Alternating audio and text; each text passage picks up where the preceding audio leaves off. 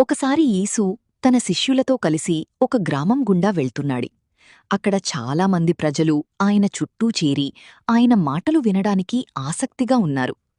ఆ సమయంలో ఒక బలహీనుడైన వ్యక్తిని కొంతమంది స్నేహితులు మోసుకుంటూ యేసు దగ్గరకు తీసుకువచ్చారు. అతను నడవలేని స్థితిలో ఉన్నాడు. కాని జనసందోహం ఎక్కువగా ఉండటంతో వారు యేసు దగ్గరకు చేరలేకపోయారు. అప్పుడు వారు ఒక ఆలోచన చేశారు. ఇంటి పైకప్పు మీదకు ఎక్కి అక్కడినుంచి ఒక రంధ్రం చేసి ఆ వ్యక్తిని జాగ్రత్తగా కిందకు దించారు. యేసు వారి విశ్వాసాన్ని చూసి ఆశ్చర్యపోయాడు. ఆయన ఆ వ్యక్తిని చూసి ప్రేమతో మాట్లాడి, "నీ విశ్వాసం నిన్ను రక్షించింది" అని చెప్పాడు. ఆ వ్యక్తి ఆరోగ్యం మెరుగుపడి నిలబడి నడవగలిగాడు. ఈ సంఘటన చూసిన ప్రజలు ఆశ్చర్యపోయారు. యేసు వారికి ఒక గొప్ప సందేశమిచ్చాడు. మనసులో నిజమైన విశ్వాసముంటే అసాధ్యమైనది సాధ్యమవుతుంది.